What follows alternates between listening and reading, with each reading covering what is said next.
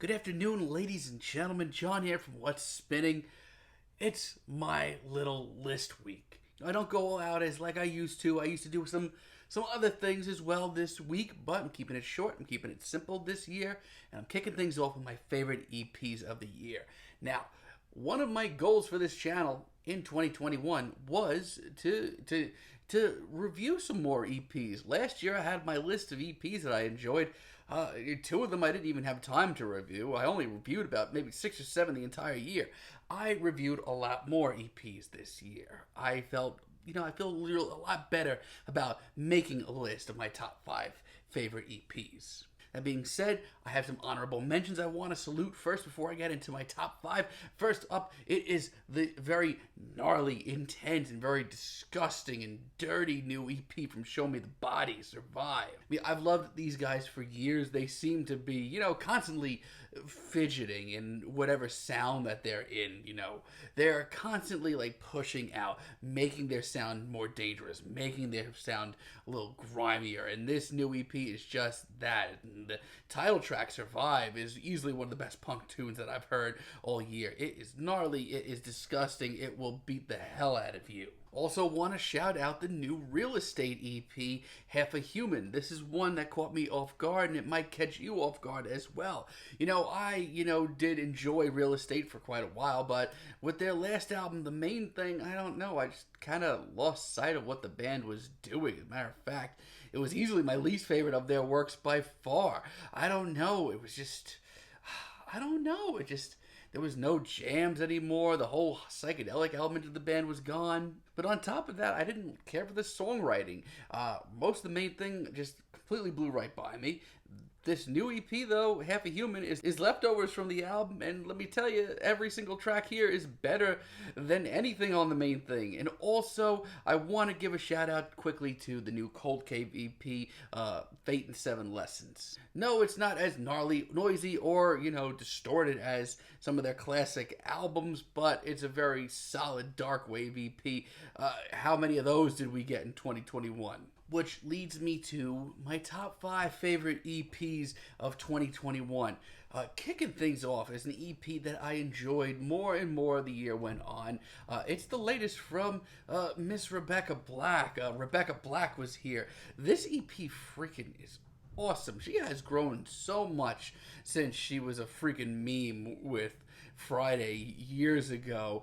Now she's in the whole hyperpop scene. She is going toe-to-toe with the likes of Dorian Electra and Charlie XCX and more. And honestly, this set of 6 to 7 tracks, whatever it is really enjoyable, really likable. Girlfriend on its own is easily one of the best pop tunes I heard all year. And yes, I want to see her go further down the rabbit hole. I want to see her get even more weird and eclectic in her music, but this is such a simple collection of just great pop tunes. Rebecca Black, good on you. Then at number 4, we have the latest from Kero, Bonito, Civilization 2. I was super hyped to hear this EP. I thought The Princess and the Clock as a single was ridiculous. It still is ridiculous, but this EP is really fascinating and really telling for the future of Kero Bonito. Between the hyperpop on The Princess and the Clock to the genuine synth funk that we get later in the EP,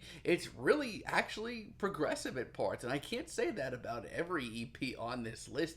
I mean, Kero Bonito, you have to salute them. They're always trying something different. They're always pushing themselves to do something new, and they're always intriguing me to see what they do next. At number 3, easily the best post-punk EP that I heard this year. It's the latest from A Place to Bury Strangers, Hologram. What year is it? This is easily, and I mean easily, the best set of tracks that they've put out since Exploding Head.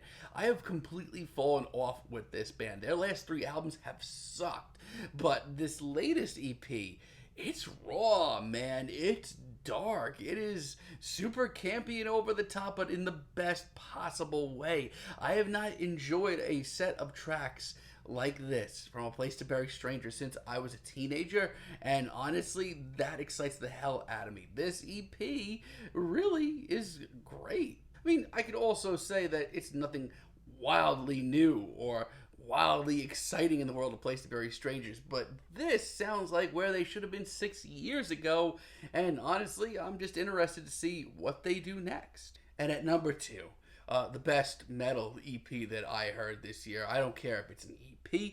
I don't care if it's a mini album. It's going on this list. I mean, hell, you could even call it an album, but it's short and it's sweet and it is the most crushing, diabolical, destructive thing that I've heard this year, and that's the new Gatecreeper EP, An Unexpected Reality. We get the best of both worlds on this EP. The first half is one gnarly, ripping, disgusting, obliterating black grind and god hardcore and crossover thrash and disgusting metal track after another. It holds no punches. It doesn't hold anything back. It is freaking awesome. But then, oh, what's this as a finale?